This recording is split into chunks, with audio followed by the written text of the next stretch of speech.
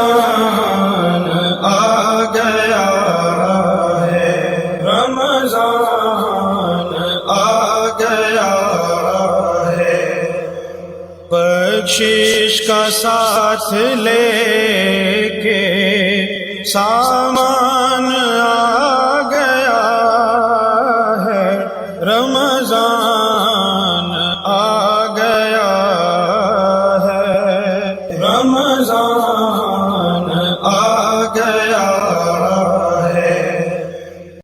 This program is sponsored by Servo Motor Oil, Shama Banaspati and Cooking Oil, Wiz Wash, Gulistan Property Marketing, SM Foods, Volca Foods International, and Al Kareem Builders. اعوذ باللہ من الشیطان الرجیم، بسم اللہ الرحمن الرحیم، الصلاۃ والسلام علیک یا رسول اللہ صلی اللہ علیہ وسلم۔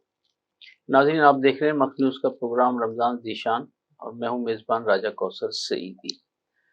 آج ہمارا موضوع رمضان احساس کا مہینہ، اور اس موضوع پر گفتگو کے لیے ممتاز عالم دین، معلم و خطیب و نقیب، سابق صدر علماء کونسل منہاج القرآن ملتان اور رہنما جماعت اہل سنت ملتان الاوازی،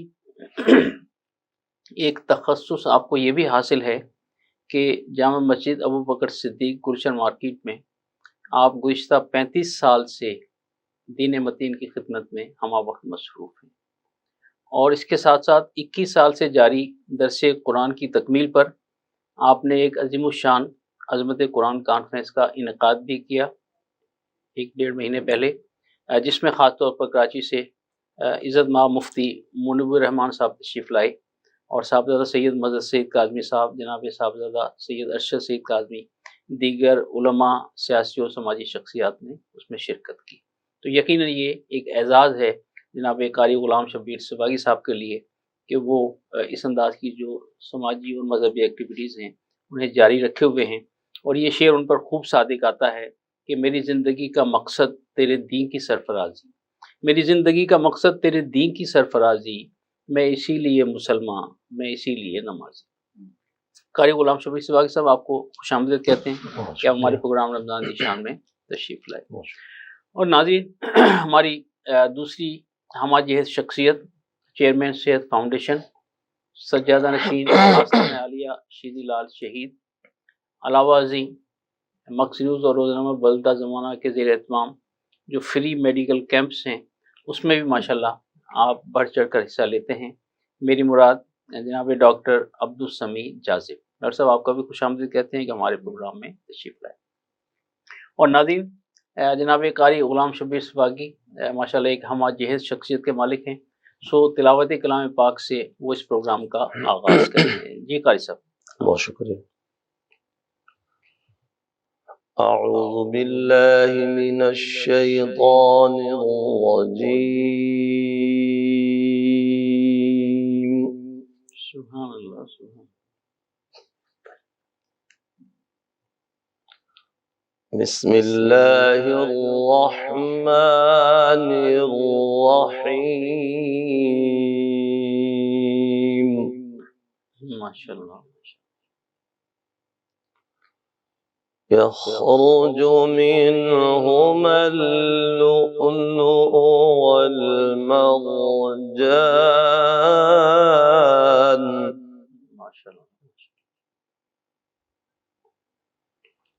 فبأي آلاء ربكما تكذبان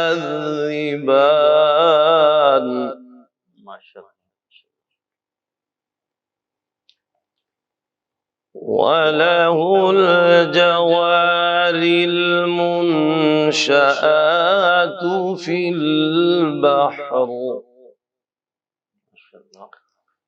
في البحر كالأعلام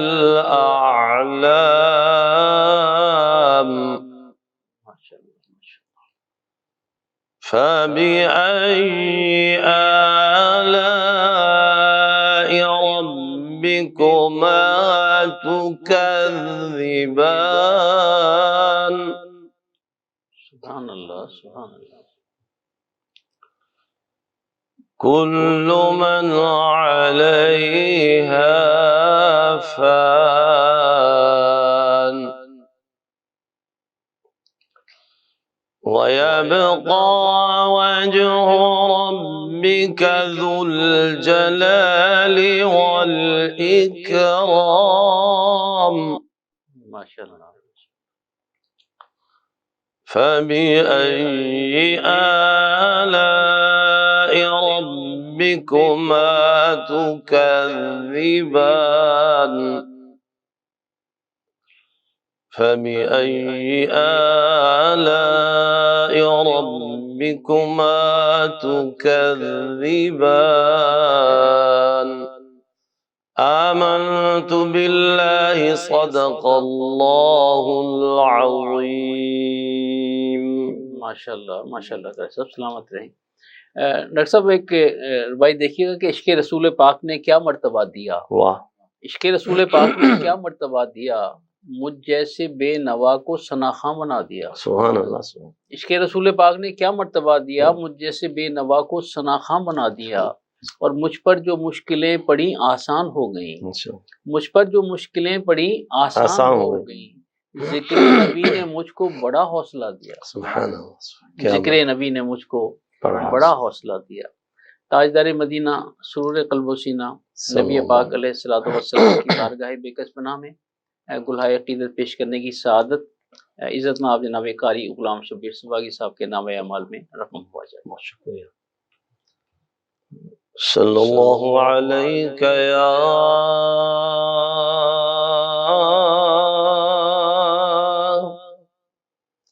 رسول اللہ وسلم علیک یا حبیب اللہ. سبحان اللہ سبحان اللہ. یوں تو سارے نبی محترم ہیں مگر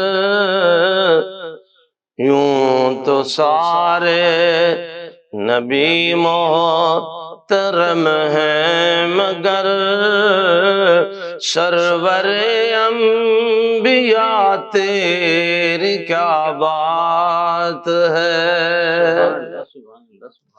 والی کونو مکائک تیری ذات ہے. والی کونو مکائک تیری ذات ہے.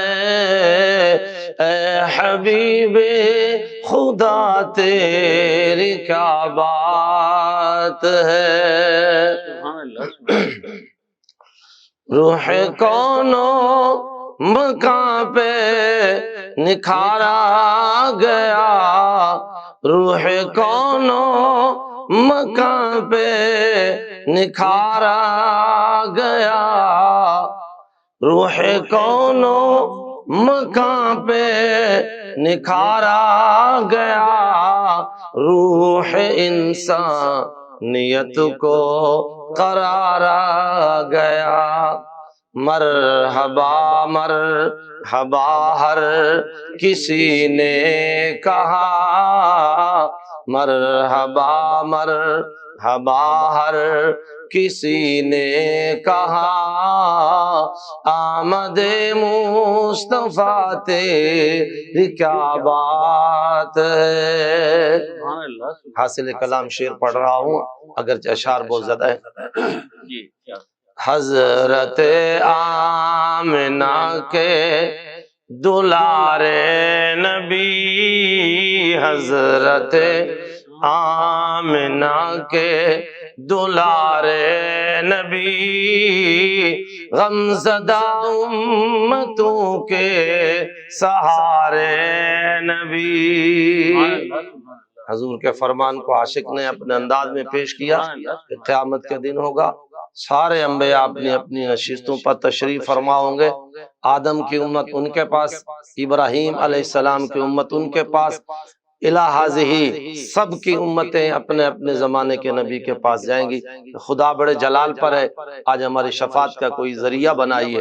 حضور فرماتے ہیں سارے انبیاء کہیں گے اذهبوا الی غیری، آج کے دن کسی اور کے پاس جاؤ. تمام انبیاء کی امتیں چل کر فرمایا مجھ محمد کے سبز جھنڈے کے سائے میں جمع ہو جائیں. سبحان اللہ سبحان اللہ. اور آقا فرماتے پھر میں نہیں کہوں گا اذهبوا الی غیری، کیونکہ میرے بعد کوئی نشست نہیں ہوگی، کوئی نبی نہیں ہوگا، میں نبی آخر الزمان ہوگا.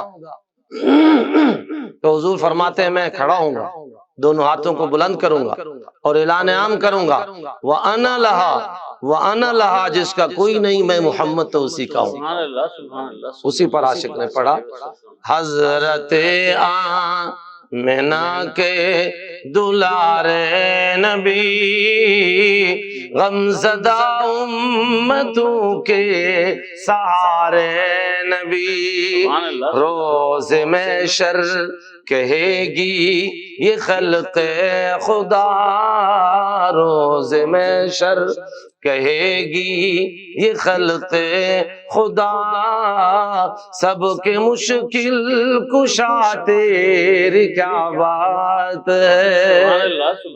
یوں تو سارے نبی محترم ہیں مگر سرور انبیاء تیری کیا بات ہے. ماشاء اللہ قاری صاحب سلامت رہے سلامت رہے. ماشاء اللہ والہانہ انداز ہے. اللہ قبول فرمائے جی سبحان اللہ سرکار کی محبت میں. سبحان اللہ سبحان. ڈاکٹر عبدالسمیع جاذب صاحب، میرا سوال یہ ہے کہ رمضان بلا شبہ احساس کا مہینہ ہے، لیکن اس احساس کو معاشرتی طور پر ہم کس طرح اجاگر کر سکتے ہیں؟ جی بالکل، اس احساس کے مہینے میں کہ اللہ تعالیٰ نے اس بابرکت مہینے کو ہم سب مسلمانوں کے لیے ایک نمونہ اور ایک ایسا بابرکت مہینہ ہمارے لیے بھیجا کہ جس کا اجر بھی صرف اللہ تعالیٰ نے اپنے پاس رکھا. بے شک. اب اس کے اندر ہمیں چاہیے کہ ہم نے کیا کیا اپنے آپ کو بہتر کرنا ہے، کیا اپنی شخصیت کو بہتر کرنا ہے، کہ جو سارا سال ہم کام کرتے رہے ہیں کیا وہ ہمارے رسول پاک صلی اللہ علیہ وآلہ وسلم کی اطاعت کے مطابق، اللہ پاک کے احکامات کے مطابق صحیح ہیں یا نہیں ہیں. اگر ہم ان باتوں کو سامنے دیکھ کر اپنے اعمال کو بہتر کریں اس احساس کے ساتھ کہ اللہ تعالیٰ جو ہماری شہرت کے بھی قریب ہیں وہ ہمیں دیکھ رہے ہیں، اس احساس کے ساتھ کہ پیارے نبی صلی اللہ علیہ وآلہ وسلم کہ جن کی شفاعت ہمیں اس دنیا میں بھی، جن کی شفاعت ہمیں قبر میں بھی، جن کی شفاعت ہمیں آخرت میں بھی، اور جن کی شفاعت ہمیں حوض کوثر کے اوپر بھی میسر ہوگی تو ہم آگے کامیاب ہوں گے. اگر یہ احساس ہمارے دل کے اندر اجاگر ہوگا تو پھر انشاءاللہ ہم آگے چل کر کامیاب اس دنیا میں بھی ہوں گے اور آخرت میں بھی ہوں گے. یہ تو ہو گیا ہمارا احساس کا. اب ہم نے اس احساس کو لے کر اپنے اعمال کے ساتھ کیسے اس چیز کو اجاگر کرنا ہے کہ ہمارے اعمال کیسے اس دنیا میں لوگوں کے اندر کہ اس کو لوگوں کے اندر بھی تقلید کا باعث ہوں، لوگوں کے اندر بھی ہمارے اندر ایسے اعمال ہوں، ایسے ہوں کہ لوگ اس کو دیکھیں اور ہمارے اندر نہ تکبر ہو، نہ جھوٹ ہو، نہ ریاکاری ہو، نہ ہمارے آنکھوں کے اندر ایسی کوئی غلط ہو، نہ ہمارے ہاتھوں سے ایسی کوئی غلط باتیں ہوں، نہ ہماری زبان سے ایسے کوئی غلط الفاظ ادا ہوں. یہ احساس ہوگا. سبحان اللہ سبحان اللہ. اگر اس احساس کے ساتھ ہمارے اور اس احساس کے ساتھ کہ جس سے دوسروں کو کوئی نقصان نہ ہو. نقصان صرف کوئی مالی نہیں ہوتا، نقصان صرف کوئی ایسا نہیں ہوتا کہ کسی کو کوئی ہم نے نقصان ایسا پہنچایا ہو کہ اس کے خدا نخواستہ ہم نے فزیکلی اسے ٹارچر کیا ہو. نقصان جو دل کے ساتھ بھی ہوتا ہے، نقصان زبان کے ساتھ بھی ہوتا ہے، جو نقصان نگاہ کے ساتھ بھی ہوتا ہے. یہ احساسات ہوں گے تو ہم آگے چل کر دوسروں کے لیے قابل تکلیف. واہ واہ واہ واہ، ماشاء اللہ ماشاء اللہ. جناب قاری غلام شفیع سواگی صاحب، سورہ ماعون جو ہے وہ حقوق العباد کا چارٹر ہے. اگر اسے بار بار پڑھا جائے، اس کا ترجمہ پڑھا جائے تو بہت سارے راز جو ہے وہ افشا ہوتے ہیں. اب ہمارے یہاں رواج یہ ہے کہ ہم لوگ صرف قرآن مجید پڑھتے ہیں، ترجمہ نہیں پڑھتے. تو میں چاہوں گا کہ چونکہ ہمارا آج کا موضوع رمضان احساس کا مہینہ ہے، تو آپ ذرا سورہ ماؤن کا ترجمہ کر کے ہمارے ذرا ناظرین کو بتائیے کہ اس میں کیا کیا چیزیں ایسی ہیں جو حقوق العباد سے تعلق رکھتی ہیں. یقینا بہت اچھا فرمایا آپ نے. بنیادی بات یہی ہے کہ کثرت سے پڑھے جانے والی یہ کتاب پڑھی جا رہی ہے مگر سمجھی نہیں جا رہی. واہ. حالانکہ حکم بھی یہی ہے کہ اس کو پڑھنے کے ساتھ ساتھ اسے سمجھو بھی. کہ افلا یتدبرون القرآن، کیا تم اس قرآن میں تدبر نہیں کرتے؟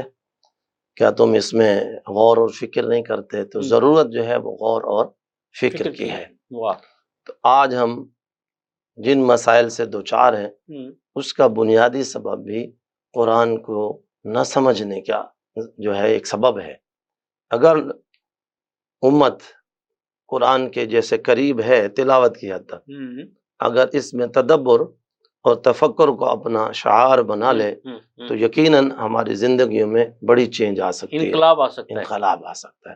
اور وہی انقلاب جو صحابہ کرام علیہم الرضوان میں آیا، سبحان اللہ. ان کے بعد تابعین میں آیا، ان کے بعد اہل تقوی میں دیکھا آپ نے. واہ. اور آج بھی الحمدللہ جو لوگ قرآن میں تدبر اور تفکر کرتے ہیں اور اس کے حلال کو حلال اور حرام کو حرام سمجھتے ہیں، وہ اس معاشرے کے اندر رہتے ہوئے بھی اپنی زندگیوں کو مثالی زندگی بنا لیتے ہیں. بالکل تو آپ نے بہت اچھا فرمایا کہ اس میں بہت سارے جو حقوق کا تذکرہ ہے ان میں خاص طور پر یتیم کے حقوق کا تذکرہ ہے. یدعو الیتیم، کہ یتیموں کو دھکے مت دو. تو یہ احساس رمضان جو ہے یہ خاص طور پر اس بات کا احساس دلاتا ہے کہ تمہارے معاشرے کے گرے ہوئے لوگ، وہ لوگ جن کو لوگ تنگ نظری سے دیکھتے ہیں، جنہیں اپنے نزدیک بٹھانا پسند نہیں کرتے، کلام سلام تک پسند نہیں کرتے، ان کا رتبہ اللہ کے ہاں بہت بڑا ہے. سبحان اللہ. سبحان اللہ کے محبوب صلی اللہ علیہ وسلم کے نزدیک بہت بڑا ہے. سبحان اللہ. یتیم ہی کے بارے میں تو حضور نے فرمایا کہ ان کی آہ سے بچو، جسے ہم اور آپ اپنی زبان میں ٹھنڈا سانس کہتے ہیں. اللہ کوئی تکلیف پہنچاؤ نا تو اس کی جو آہ نکلتی ہے، فرمایا وہ عرش اور زمین کو ہلا کر رکھ دیتی ہے. اللہ اکبر. اللہ اکبر. آپ صلی اللہ علیہ وسلم ایک مرتبہ حضرت جبریل امین کے ساتھ کھڑے گفتگو فرما رہے ہیں، صحابہ کرام منتظر تھے، ایڑیاں اٹھا اٹھا کر دور سے دیکھتے تھے کہ یار یہ کمال کا بندہ ہے، سرکار کو اتنی دیر سے اس نے کھڑا کیا ہوا ہے، اور ہم تو یہ پسند ہی نہیں کرتے کہ سرکار اتنی دیر تک کھڑے رہیں. بٹھا ہی لیتا، مختصر بات ہی کر لیتا اگر کمال ہے، لیکن جرت نہیں ہوتی، مداخلت نہیں کرتے، دور سے آپس میں تبادلہ خیال کرتے رہتے. طویل وقت گزر جانے کے بعد جب سرکار فارغ ہو کے تشریف لے گئے مجلس میں، تو قریبی صحابہ کو جب موقع ملا انہوں نے عرض کی، سرکار یہ کون سا بندہ ہمارا دیکھا ہوا نہیں لگتا تھا، اس کا حلیہ وضاقتہ بالکل چینج تھی اور نئی نئی تھی، مختلف تھی. تو سرکار نے فرمایا یہ جبریل امین تھے جو مجھے بہت سارے حقوق کی تعلیم دے رہے تھے، اور اس میں سے خصوصاً مجھے یتیموں کے حقوق کی تعلیم دے رہے تھے. اس وجہ سے میں نے مناسب ہی نہیں سمجھا کہ میں ان کی گفتگو کو قطع کروں یا میں کچھ اور کروں.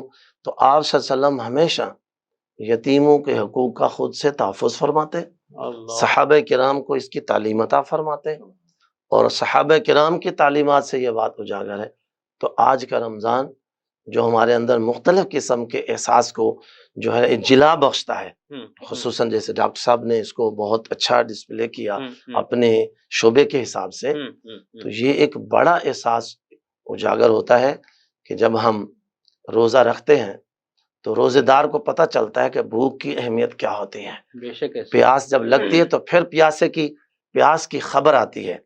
اس طرح جب بندہ بہت سارے اپنے چیزوں سے ایک دم رک جاتا ہے تو اسے پتہ چلتا ہے کہ ہاں یار ہمارے اندر تو اس احساس کی بھی کمی ہے، اس احساس کی بھی کمی ہے. تو اس میں جہاں بہت سارے دیگر حقوق کی تلقین کرتا ہے، اس میں خاص طور پر حقوق یتما کی تلقین کرتا ہے، اور جسے آپ صلی اللہ علیہ وسلم نے بھی اپنایا، صحابہ نے بھی اپنایا، اور یہ دین کا شعور بھی ہے، اور آج کے دور حاضر کا تقاضا بھی ہے کہ اس وقت جہاں ہمیں دیگر حقوق کو پہچاننا ہے، اس میں خاص طور پہ یتیموں، مسکینوں، بیواؤں اور ایسے جو گرے پڑے معاشرے کے انسان اور افراد ہیں، ان کے حقوق کا تحفظ ہے۔ اسی آپ کے سوال کے تناظر میں آپ کے ناظرین سے ایک حدیث شیئر کر کے آگے چلتے ہیں۔ حضور صلی اللہ علیہ وسلم نے فرمایا کہ جو مومن کسی ننگے کو لباس پہنائے، کپڑا پہنائے، تو اللہ تبارک و تعالی قیامت والے دن اسے جنت کے 70 حلیے پہنائے گا۔ سبحان اللہ، جیسے آپ جس کو آپ جبہ کہہ سکتے ہیں، واہ واہ واہ، عربی لباس ہوتا ہے، واہ مخصوص واہ، لباس ہے۔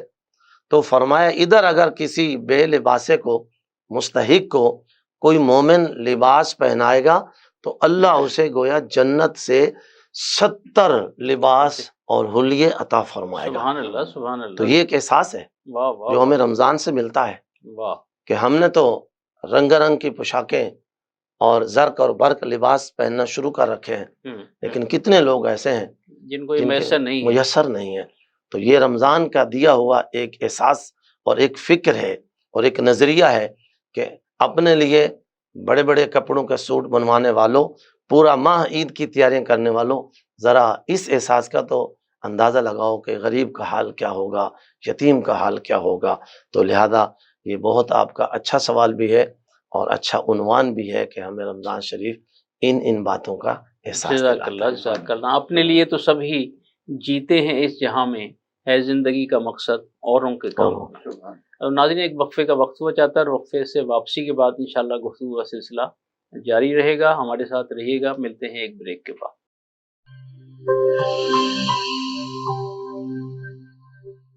This program is sponsored by Servo Motor Oil, Shama Banaspati and Cooking Oil, Viz Wash, Gulistan Property Marketing, SM Foods, Volca Foods International, and Al Kareem Builders. Welcome back ناظرین، آپ دیکھ رہے ہیں کہ ہمارے آج کے موضوع رمضان احساس کا مہینہ گفتگو کرنے کے لیے ممتاز عالم دین، مولم و خطیب جناب قاری غلام شبیر سواگی اور عزت ناب ڈاکٹر عبدالسمیع جاذب موجود ہیں۔ سب نیک اعمال ہو رہے ہیں، آدمی کرتا ہے، کرتا رہے گا، اسے پتہ ہے کہ بھئی اسی سے میری بخشش ہونی ہے۔ تاہم معاشرے میں محسوس ہوتا ہے کہ بے سکونی زیادہ ہے، تسبیحات بھی ہو رہی ہیں، تحلیلات بھی ہو رہی ہیں، قرآن مجید کی تلاوت بھی ہو رہی ہے، لیکن اس کے باوجود بے سکونی بڑھتی جا رہی ہے۔ آخر اس کی کیا وجہ ہے؟ ہمارے اعمال بہت اچھے، ہم نے ہر کام مذہب کے مطابق کرنا ہے، دین کے مطابق کرنا ہے، ہم نے وظائف بھی کرنی ہے، ہم نے نمازیں بھی پڑھنی ہیں، لیکن ہمارے دل میں ایک کھٹکا سا رہتا ہے کہ کیا وجہ ہے کہ ہمارے دل میں سکون نہیں ہے۔ جب ہم بستر پر سونے لگتے ہیں تو ہمیں نیند بھی صحیح طرح نہیں آتی، ہم نے سارا دن بھی بہت اچھا گزارا ہوتا ہے، ہم نے اپنے بزرگوں کے پاس بھی گئے ہیں، پیر صاحب کے پاس بھی گئے ہیں کہ ہمیں ان کو بھی، ہم نے جو انہوں نے ہدایت دی تھی ہم اس کو بھی ہم عمل کرنے ہیں، لیکن ہم یہ دیکھتے ہیں کہ ہمارے والدہ، ہماری والدین ہمارے گھر میں موجود ہیں، کیا ہم نے کبھی پیار سے ان سے کوئی بات کی؟ کیا ہم نے کبھی احساس کے ساتھ، وہ کہتے ہیں نا کہ اگر آپ کے والد اور والدہ اگر گھر میں موجود ہیں، آپ نے ایک مسکراتا ہوئے آپ ان کے اوپر نگاہ بھی ڈالیں گے تو وہ بھی ثواب ہے، وہ بھی آپ کو جنت کی طرف لے کر جاتا ہے، ایک مبرور حج کا ثواب ملے گا، مقبول حج کا ثواب ملے گا۔ ہم اپنے گھر کے اندر نیکیوں کو چھوڑ کر، ہم اپنے گھر کے اندر سکون کو چھوڑ کر ہم باہر ڈھونڈتے ہیں۔ ہم دیکھتے ہیں کہ اللہ تعالیٰ نے تو بلکہ یہاں تک کہا کہ اگر آپ اپنے اہل و عیال کے اوپر خرچ کرتے ہیں تو وہ بھی ثواب ہے، اگر ہم نے اپنی بیٹیاں ہیں ان کی اچھی تربیت کر رہے ہیں تو وہ بھی ثواب ہے۔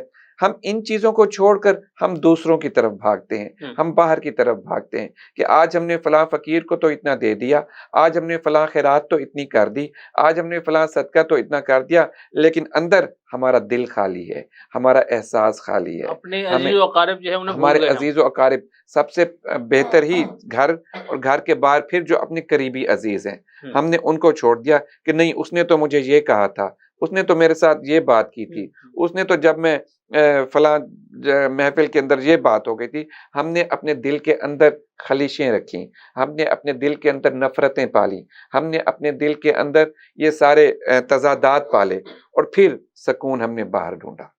اگر ہم انہی چیزوں کے اوپر فوکس کر کے ہم اپنے اندر دیکھیں کہ ہمارے اندر کیا خامی ہے، اس احساس کے ساتھ ہم چلیں گے. ہم نے اپنے بیگم صاحبہ کے ساتھ، ہم نے اپنی والدہ کے ساتھ، اپنے والد صاحب کے ساتھ، اپنے بہن بھائیوں کے ساتھ، ہم اپنے بچوں کے ساتھ کہ کیا کرتے ہیں ان کا احساس کرتے ہیں، ان کے ساتھ ہم ناراض رہتے ہیں، ان کو ہم ڈانٹ ڈپٹ کرتے ہیں، لیکن باہر ہم سکون ڈھونڈتے ہیں. ہم اگر اس کے اوپر توجہ کریں گے، پھر قرآن کریم کے اوپر، جیسا کہ ابھی پہلے علامہ صاحب نے بھی ذکر کیا کہ ہم قرآن کریم پڑھتے ہیں لیکن اس کو دل کے اوپر نہیں لیتے، اس کا تاثر نہیں لیتے، اس کے اوپر عمل نہیں کرتے. وہیں سے ہمیں پھر ہمیں اس کا حل بھی وہیں سے ملتا ہے. جیسا کہ بزرگ فرماتے ہیں کہ سکینت کی پھر آیات بھی ہیں پڑھی، وہ آیات کا اگر ہم پھر بھی اگر ہے تو پھر ہم ان آیات کی تلاوت کریں. وہ سکینت کی جو آیات ہیں وہ جہاں سے سورۃ البقرہ، سورۃ التوبہ کی چند آیات اور سورۃ الفتح کی چند آیات ہیں جو سکینت کی آیات میں شامل ہوتی ہیں، کہ اگر ہم ان کی تلاوت کرتے ہیں، پھر ہم ان کی تسبیحات کرتے ہیں تو وہ بھی ہمیں سکون دیتی ہیں. جب قرآن کریم ہمیں سکون دیتا ہے، جب حضور پاک صلی اللہ علیہ وآلہ وسلم کی سنت کے اوپر ہمیں چلنا ہمیں سکون دیتا ہے، اور پھر ہمارے عزیز و اقارب، ہمارے بچے، ہمارے گھر میں سکون ملے گا، تو آپ کو دنیا کے اندر کہیں جانے کی ضرورت نہیں پڑے گی. واہ واہ، سبحان اللہ سبحان اللہ. اچھا قاری غلام شبیر سواگی صاحب، ماشاء اللہ 35 سال سے آپ مسلسل وہاں درس قرآن دے رہے ہیں، اور اس طرح بہت سارے شعبے جو آپ چلا رہے ہیں. ابھی آپ نے ذکر کیا اس سے پہلے ملاقات میں کہ بھئی خواتین کا بھی آج کل درس ہو رہا ہے، تو گویا آپ ہمہ وقت تربیت میں مصروف ہیں. تو یہ جو ماہ سیام ہے، یہ احساس صرف اس ماہ مکرم تک محدود ہے یا اسے ہمیں ساری زندگی جاری رکھنا چاہیے؟ بہت خوب، آپ کا سوال بہت جامع ہے، اور یقیناً اس کا جو جواب ہے اس سے ہر ذی شعور سامعین ہوں یا حاضرین ہوں تو باخبر ہی ہے. لیکن حکم یہی ہے اسلام کا، اس تعلیمات کو دہرانا چاہیے. ہم ایک مرتبہ کسی درس میں مسئلے کا ہم نے بیان کیا تو ایک بزرگ کہنے لگا، جی علامہ صاحب میری عمر 80 سال ہے، تو 80 سال جیسی یہ مسئلہ نہیں سنیا تو اسی پتہ نہیں کتوں پڑھ لیندہ ہے. ہم نے بڑی اچھی طریقے سے اصلاح کے انداز میں کہا، بابا جی جو کچھ آپ نے 80 سال میں سیکھا پڑھا ہے وہی اسلام نہیں ہے، اسلام اس کے علاوہ بھی ہے. جو کچھ ہم نے پڑھا ہے مدارس میں، مساجد سے، اساتذہ سے، وہی سارا اسلام نہیں ہے، اسلام اس کے علاوہ بھی ہے. تو یہ ایک لوگوں کے اپنے بنائے ہوئے زاویے ہیں کہ جو کچھ ہمیں آتا ہے یا ہمارے عالم کو آتا ہے بس یہی ہے، بلکہ یہ ایک دوسرے کو دہراتے رہنا چاہیے، پہنچاتے رہنا چاہیے. تو یہ جو احساس کا اب ماحول بنا ہوا ہے سیزن رمضان میں، نیکیوں کا سیزن آئے گا، اور الحمدللہ بڑے سے بڑے باب کھلے ہوئے ہیں نیکیوں کے اللہ کی طرف سے، دین کی طرف سے، اور لوگ اس میں ہمتاً لگے ہوئے ہیں. اچھا جذبہ ہے. مگر آپ کے سوال کا جو جواب ہے وہ یہی ہے کہ یہ جذبہ صرف یہ نہیں کہ رمضان شریف میں ہو، بلکہ یہ جذبہ سال بھر کے لیے ہو، بلکہ یہ جذبہ زندگی بھر کے لیے ہو. تو اصل زندگی اور بندگی کا مزہ ہی تب آتا ہے کہ بندہ اپنی زندگی کا ایک جو ہے نا شعار بنا لے، طریقہ کار بنا لے، اور صبح شام اس کے اوپر چلتا رہے.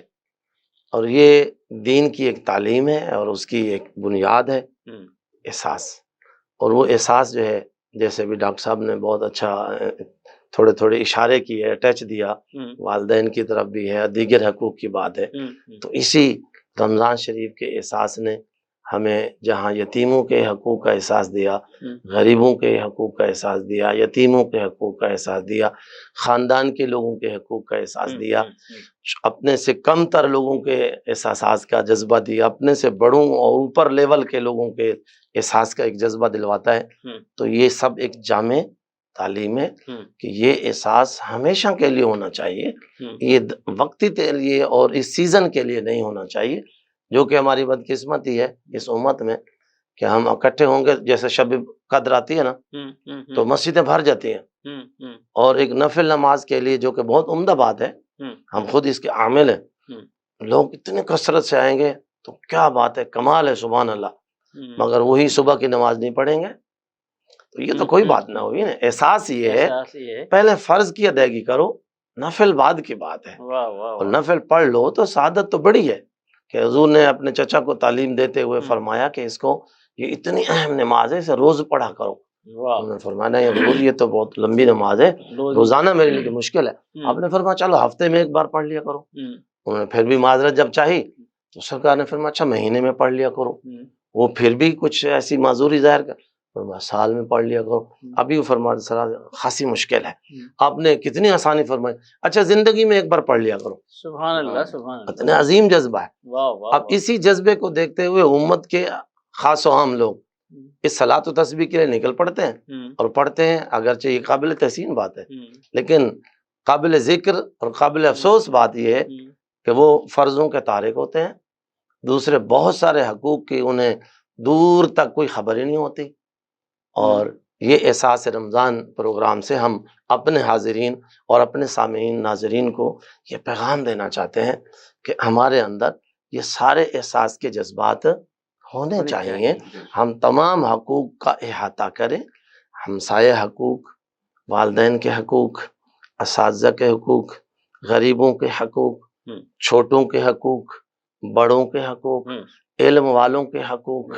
یہ نہیں ہے کہ صرف بس ایک آدھے حق پر بندہ عامل ہو جائے اور یہ کہے کہ میں نے سب کچھ کر لیا، ایسا نہیں ہے، جبکہ ہمارا کیونکہ دین جو ہے وہ ہمیں اس بات کی تعلیم دیتا ہے، اور رمضان شریف ہمیں اس بات کا احساس دلاتا ہے کہ یقیناً تم والدین کے حقوق کی ادائیگی کر رہے ہو، اچھی بات ہے۔ بہت سارے لوگ نہیں بھی کر رہے، ڈاکٹر صاحب نے اشارتاً کہا، ایک تھوڑی سی ایسے ایک ونڈو کھولی انہوں نے، یقیناً بہت سارے لوگ والدین کو نظر انداز کرتے ہیں، حالانکہ اتنی بڑی بڑی خوشخبری ہیں کہ تم ان کی زیارت کرو گے تو اللہ تمہیں حج مقبول کا ثواب دے گا، یہ کوئی معمولی بات تو نہیں، ماں کے قدموں کے نیچے فرما دیے۔ اتنے بڑے بڑے جو ہے مطلب خوشخبریاں آ گئیں، اس کے باوجود لوگ جو ہے اس سے صرف نظر کرتے پھرتے ہیں، وہ آرام ڈھونڈتے ہیں کسی اور ذریعے سے، اور انہیں آرام کی چیز تو میسر ہے۔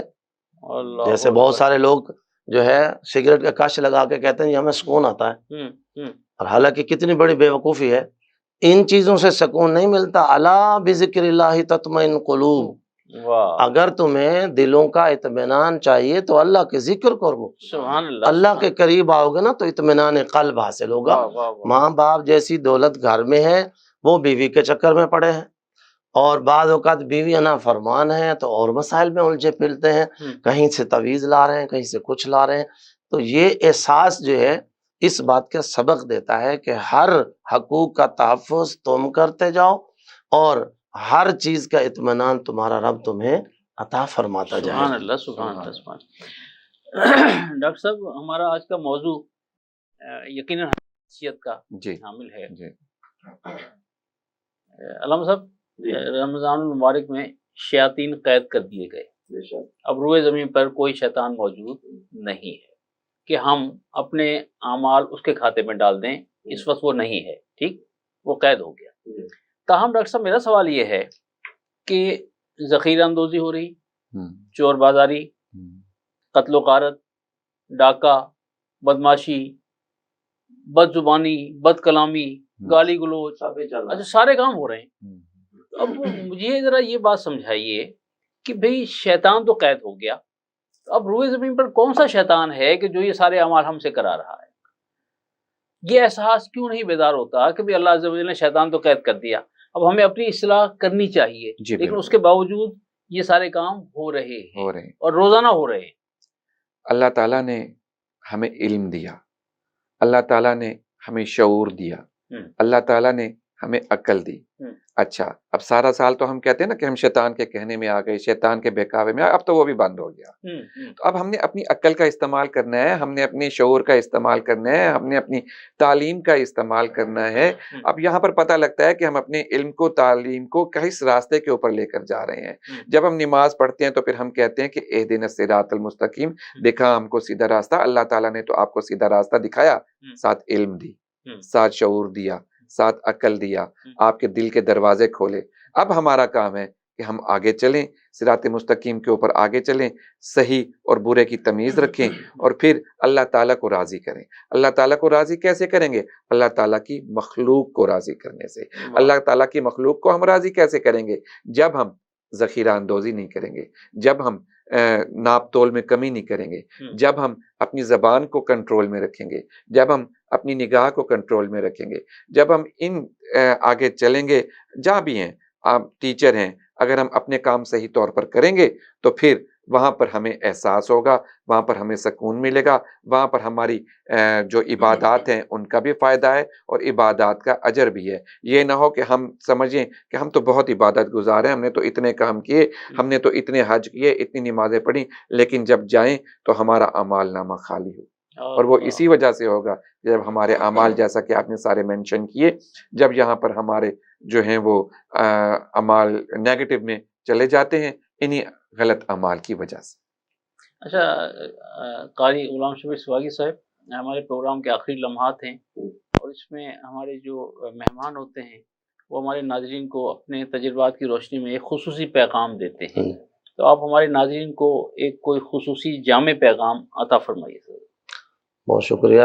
میں ڈاکٹر صاحب کی بات کو آگے بڑھاتا ہوں، اسی میں سے ایک چھوٹا سا پیغام بھی اخذ کر لیتا ہوں جی، کہ انہوں نے بہت ساری ناظرین تک نصیحتیں جو پہنچائی ہیں، اس میں ایک حضور کی حدیث ہے کہ قیامت والے دن کے بارے میں حضور نے اپنے صحابہ سے سوال فرمایا کہ تم جانتے ہو کہ قیامت والے دن سب سے مفلس کون ہوگا؟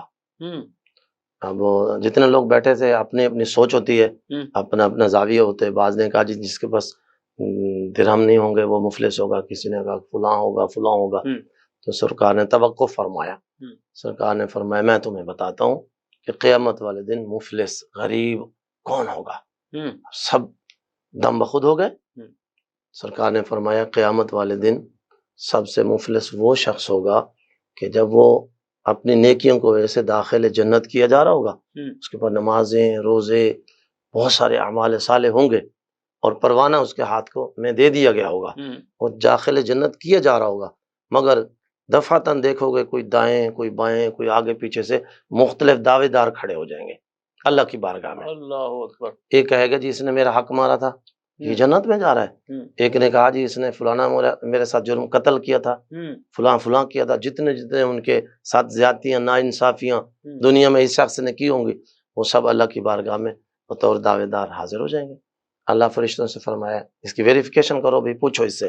جب وہ تصدیق کر دیں گے تو وہ کہہ دے گا کہ واقعی اس نے بھی دعویٰ کیا تو صحیح کیا، اس نے بھی صحیح کیا، اس نے صحیح کیا، جو کچھ اس نے کہا اوکے۔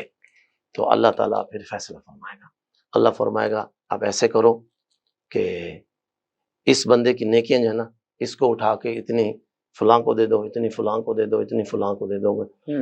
آخر میں ایک ایسا وقت آئے گا کہ اس کی ساری نیکیاں ان دعوے داروں میں تقسیم کر دی جائیں گی۔ اللہ اکبر۔ اب ابھی بھی دعوے دار باقی کھڑا ہوگا، جب وہ کھڑا ہوگا تو اب اللہ تبارک و تعالیٰ فرمائے گا ان کے گناہ اس کے نامہ اعمال میں ڈال دو، اب اس کے گناہوں کا پلڑا بھاری ہو جائے گا۔ تو حضور نے فرمایا قیامت والے دن سب سے بڑا مفلس وہ شخص ہوگا کہ سب کچھ ہونے کے باوجود بھی وہ مفلس ہوگا۔ اللہ، یعنی آج ہم اپنی نمازوں پر جو بھروسہ کر رہے ہیں، روزوں پر جو بھروسہ کر رہے ہیں، زکوٰۃ دے ہیں تو اس پہ بھروسہ، فطرانہ دیا ہے تو اس پہ بھروسہ، کوئی اور عمل صالح کیا تو ہم سمجھتے ہیں کہ بہت ہے، لیکن اس کے باوجود پتہ نہیں کہ ہم کس کس کا حق مارے کھڑے ہیں۔ کوئی بہنوں کے حق مارے کھڑا ہے، کوئی بیٹیوں کے حق مارے ہوئے، کوئی بھائیوں کے حق مارے ہوئے، کئی خاندانوں کے حق مار گئے، کئیوں نے پلاٹ مکان بیچتے ہوئے غریبوں یتیموں کا حق مار لیا ہے۔ تو ان ساری چیزوں کا حساب دینا ہوگا۔ یوم الحساب میں سب سے مفلس وہی بندہ ہوگا، غریب ترین وہی ہوگا کہ نیکیاں ہونے کے باوجود بھی ان حقوق العباد کی پاسداری نہ کرنے کی پاداش میں اس سے سب کچھ چھین جائے گا اور ان کی برائیاں اور گناہ اس کے نام اعمال میں ڈالے جائیں گے۔ تو آج کا ہمارا یہ ذیشان رمضان کا اور مغز نیوز کا میسج اور پیغام اپنے جملہ ناظرین اور سامعین کے لیے یہی ہے کہ اپنی زندگی کے اندر احساس کا جذبہ پیدا کریں، ہمیشہ زندگی میں احساس کو بروئے کار لائیں، ہر طرح سے حقوق کا تحفظ کریں، اللہ کے حقوق کے بعد اللہ کے بندوں کے حقوق کی پاسداری کریں، اور ان میں جتنے حقوق کا ہم نے احاطہ کرنے کی کوشش کی ہے ان کا، اور جن کا ہم نہیں کر سکے اور آپ جانتے ہیں ان کا احاطہ کریں، ان کی تکمیل کریں، تو یہی زندگی ہے اور یہی بندگی ہے۔ زندگی آمد برائے بندگی، زندگی بے بندگی شرمندگی۔ حضرت شیخ سعدی رحمۃ اللہ علیہ نے فرمایا زندگی آئی اس لیے ہے کہ بندہ مومن اس کی بندگی کرے، اور اگر ایسا نہیں کرے گا تو قیامت والے دن جب اس کے حضور ہوگا تو پھر شرمندہ کھڑا ہوگا۔ اس لیے آج کے ہمارے پروگرام کا تقاضا بھی یہی ہے کہ ہم نیکیوں کو اس سیزن میں ہر قسم کے اپنے احساس کو کیا ہے اجاگر رکھیں۔ ماشاءاللہ ماشاءاللہ، واہ جی۔ ڈاکٹر عبدالسمیع جاذب صاحب، آپ ماشاءاللہ ایک خانقاہ کے سجادہ نشین بھی ہیں، تو آپ کیا تلقین کرنا چاہیں گے؟ جی، جو ہم نے بالکل صحیح فرمایا، جو ہم نے اس ماہ میں جو کچھ سیکھا، جو کچھ پڑھا، جو اچھے اعمال کیے، جو پریکٹس کی، ہم باقی سال بھی، باقی مہینوں میں بھی اسے اپنی عملی زندگی کا عمل میں لائیں، اور جو ہمیں آگے بزرگوں کے ساتھ ہمیں جو وابستگی ہے، جو بزرگان دین اور خانقاہوں سے اور اپنے بزرگوں سے، اس کو جاری رکھیں۔ واہ واہ، ماشاءاللہ ماشاءاللہ۔ جناب قاری غلام شبیر سواگی صاحب، آپ کا شکریہ کہ آپ پروگرام رمضان ذیشان میں تشریف لائے۔ آپ نے ماشاءاللہ بہت خوبصورت گفتگو کی۔ اللہ تعالیٰ آپ کی عمر میں علم میں برکت عطا فرمائے، دارین کی ساتھ نصیب فرمائے۔ جناب ڈاکٹر عبدالسمیع جاذب صاحب، ماشاءاللہ آپ نے حسب سابق بہت خوبصورت گفتگو کی اور بہت ساری ایسی باتیں ناظرین تک پہنچائی، اور یقیناً وہ سوچنے پر مجبور ہو جائیں گے کہ ہماری زندگی کیسی گزر رہی۔ تو اب آپ کا شکریہ۔ ناظرین، ایک شعر پر بات کو ختم کرتا ہوں کہ خدا کے بندے تو ہیں ہزاروں، بنوں میں پھرتے ہیں مارے مارے۔ خدا کے بندے تو ہیں ہزاروں، بنوں میں پھرتے ہیں مارے مارے۔ میں اس کا بندہ بنوں گا جس کو خدا کے بندوں سے پیار ہوگا۔ تو ناظرین، اپنا اور اپنے پیاروں کا بہت خیال رکھیے گا۔ پروگرام رمضان ذیشان سے راجہ کوثر سعیدی کو اجازت دیجیے۔ اللہ حافظ۔ رمضان آ گیا ہے، رمضان آ گیا ہے، بخشش کا ساتھ لے کے سامان آ گیا ہے، رمضان آ گیا ہے، رمضان آ گیا ہے۔ This program is sponsored by Servo Motor Oil, Shama Banaspati and Cooking Oil, Wiz Wash, Gulistan Property Marketing, SM Foods, Volca Foods International, and Al Kareem Builders. رمضان آ گیا ہے، رمضان آ گیا ہے، بخشش کا ساتھ لے کے سامان